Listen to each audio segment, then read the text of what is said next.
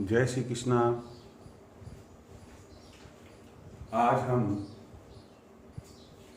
Costing में elements of cost chapter के तहत आगे बढ़ रहे हैं। पिछले वीडियो में आपको कॉस्ट शीट का प्रोफॉर्मा बताया था।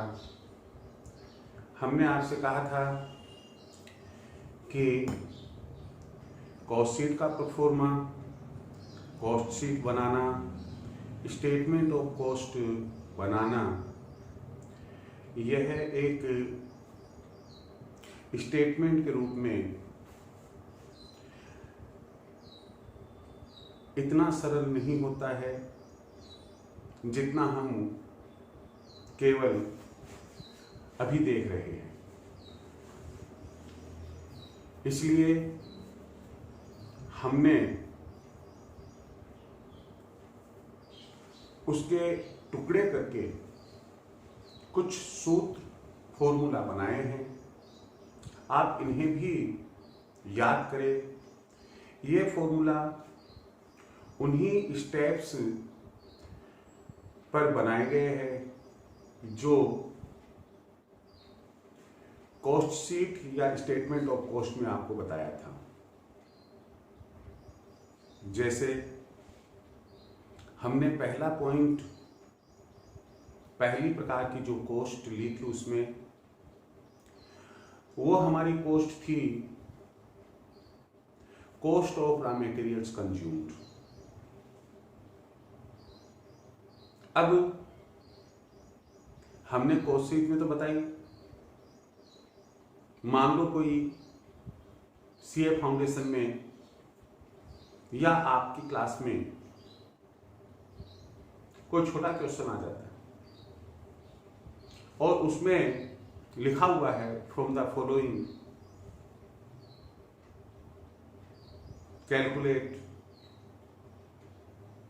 Cost of raw materials consumed. अब उसमें कॉस्ट शीट तो बनानी नहीं है आपको तो just cost of raw materials consume ज्ञात करना है। तो ध्यान रहे यहां पर कि ऐसी स्थिति में अगर आपको फॉर्मूला भी याद होगा, बड़ी सरलता से आप यह कॉस्ट याद करें। इसका फॉर्मूला अपना है cost of raw materials consumed is equal to opening stock of raw material. लेकिन अगर न्यू बिजनेस है तो उसमें तो ओपनिंग स्टॉक हो नहीं सकता, इसलिए ये आइटम नहीं आएगी। लेकिन एक रनिंग बिजनेस है, एग्जिस्टिंग बिजनेस है, तो उसमें होगा opening stock of raw material plus जिस पीरियड के लिए हम टोटल कॉस्ट कंप्यूट करने के लिए जा रहे हैं, हम उस पीरियड में जो रॉ मटेरियल परचेज किया उसकी वैल्यू, उसकी कॉस्ट। तो परचेज ऑफ रॉ मटेरियल को जोड़ेंगे। रॉ मटेरियल परचेज करने पर जो कैरिज इनवार्ड्स लगता है सप्लायर से बिजनेस सेंटर पर आने तक, उस कैरिज इनवार्ड्स को हम जोड़ेंगे। उसके बाद उस पीरियड के लास्ट डे को, क्लोजिंग के समय, जो स्टॉक है रॉ मटेरियल का, इस closing stock of raw material को हम माइनस करते हैं। तब हमारे पास में जो कॉस्ट आएगी वो cost of raw material consume होगी। यहां हमने फॉर्मूला बनाया है cost of raw materials consume is equal to OS का मतलब यहां ओपनिंग स्टॉक से है, of raw material plus purchase of raw material plus carriage inwards minus closing stock of raw material. अब इससे ये होगा कि चाहे मल्टीपल चॉइस क्वेश्चन आए, चाहे सिंगल लाइन क्वेश्चन आए, और चाहे आपको स्टेटमेंट बनाकर बताना पड़े, आप गलती नहीं करेंगे और आप easily cost of raw materials consume calculate कर लेंगे। जब आपने कॉस्ट शीट का प्रोफॉर्मा देखा तो उसमें आपने पाया कि सेकंड जो हमने कॉस्ट ली वह है प्राइम कॉस्ट। जैसे जैसे हम आगे बढ़ते हैं, जो प्रोडक्शन हो रहा है उसकी कॉस्ट बढ़ती चली जाती है। तो प्राइम कॉस्ट को हम फॉर्मूले से कैसे ज्ञात करेंगे? हम लिखेंगे प्राइम कॉस्ट इक्वल टू, एक तरीका तो यह है कि cost as per point first, और वो कॉस्ट है cost of raw material consume plus direct wages. Direct wages को लेबर भी कहते हैं, चार्जेबल वेजेज भी कहते हैं, प्लस डायरेक्ट एक्सपेंसेस, पिछली बार बताया क्या होते हैं, इनको हम ऐड कर देते हैं, इनका सम लगा देते हैं, तो वो हमारे पास में प्राइम कॉस्ट आती है। तो फॉर्मूला रहा अपना prime cost equal to cost of raw material consumed plus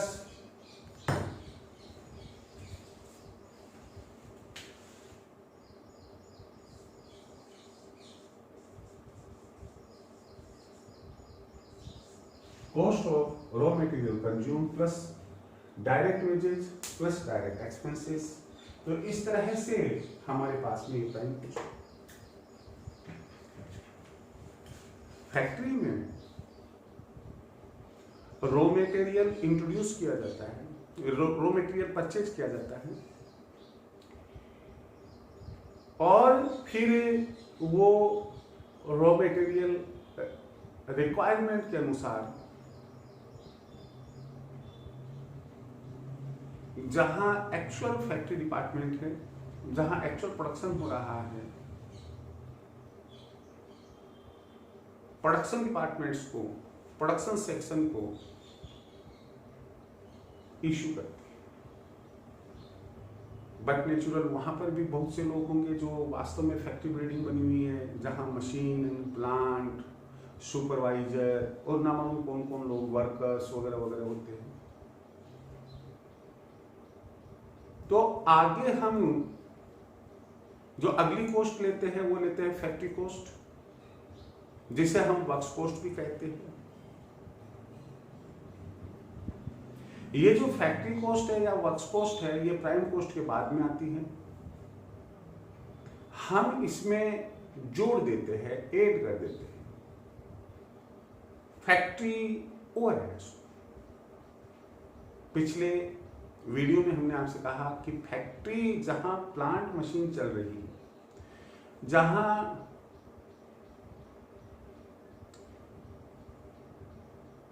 supervisor है, मशीन प्लांट पर काम करने वाले लेबर है, जहां पावर का कंजम्पशन काफी होता है, और ना मालूम कितने इनडायरेक्ट एक्सपेंसेस फैक्ट्री से संबंधित होते हैं, उन सब का जो सम होता है वो फैक्ट्री ओवरहेड्स या वर्क्स ओवरहेड्स होते हैं। तो जब हम प्राइम कॉस्ट में फैक्ट्री ओवरहेड्स या वर्क्स ओवरहेड्स को जोड़ देते हैं तो हमारे पास में वर्क्स कॉस्ट, फैक्ट्री कॉस्ट या जिसे हम वर्क्स कॉस्ट भी कहते हैं, यह है prime cost plus factory overheads, इन दोनों के सम से बनती है। इसके बाद में जो नई कॉस्ट बनती है हमारी टोटल कॉस्ट के पहले, वो है कॉस्ट ऑफ प्रोडक्शन, अर्थात जो प्रोडक्शन हमने किया है उस पीरियड के दौरान, जिस पीरियड के लिए कॉस्ट शीट बनाई जा रही है, उसकी कॉस्ट क्या है, तो वही कॉस्ट ऑफ प्रोडक्शन। अब आप देखिए रॉ मटेरियल जहां था उस डिपार्टमेंट को हमने कंसिडर कर लिया, उसकी कॉस्ट ले ली हमने रॉ मटेरियल। जहां फैक्ट्री में प्रोडक्शन हो रहा था हमने फैक्ट्री ओवरहेड्स ले लिए। लेकिन इन सबको कंट्रोल करने के लिए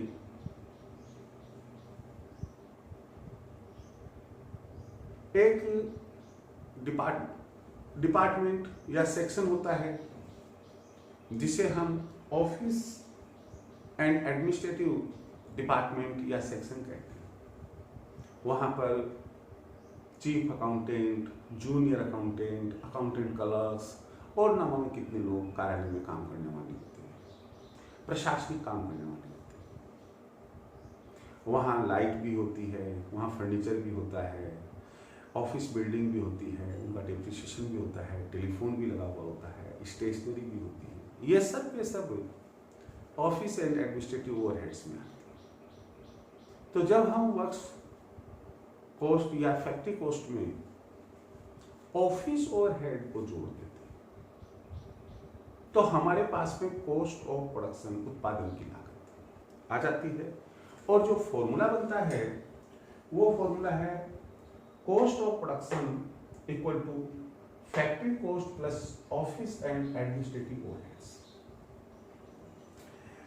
यह एक महत्वपूर्ण कॉस्ट है। मैं आपको बता दूं, आपको पिछली बार मैंने नोट भी लगवाया होगा या ये आगे नोट मिल जाएगा आपको कि इसका जो वैल्यूएशन होता है किसका, फिनिश्ड प्रोडक्ट का, फिनिश्ड गुड्स का, वो कॉस्ट ऑफ प्रोडक्शन पर ही होता है। ये आप ध्यान रखिए, आगे वो बताएंगे अभी। कॉस्ट ऑफ गुड्स सोल्ड, जो माल हमने बेचा यानी कि उस मैन्युफैक्चरर ने बेचा, तो बेचे गए माल की लागत क्या है भाई? बेचे गए माल से हमने क्या प्राप्त किया, वो तो सेलिंग प्राइस होती है। लेकिन बेचा गया माल बनाया तो है ना हमने, तो वो बेचे गए माल की लागत क्या है? कोई भी प्रोडक्शन हो, केवल किसी प्रोडक्ट का प्रोडक्शन करना और फैक्ट्री में रखा रहना अपने आप में बिकना नहीं होता है। उसके लिए एफर्ट्स करने पड़ते हैं। डिस्ट्रीब्यूटर को भी देना है, होलसेलर को भी देना है, रिटेलर्स भी आपसे खरीद सकते हैं। तो उनको ये मालूम हो कि हम अमुक अमुक प्रोडक्शन दे रहे हैं, अमुक अमुक प्रोडक्ट्स का प्रोडक्शन दे रहे हैं, तो ऐसे में तभी तो वो हमसे परचेज करेंगे। इसके लिए, सेल के लिए हमें एक डिपार्टमेंट रखना पड़ता है, एक सेक्शन रखना पड़ता है हर फैक्ट्री को, हर कंपनी को, हर मिल को, और वो होता है selling and distribution department. Selling and distribution department के अपने इनडायरेक्ट एक्सपेंसेस होते हैं जिन्हें हम सेलिंग एंड डिस्ट्रीब्यूशन ओवरहेड्स कहते हैं।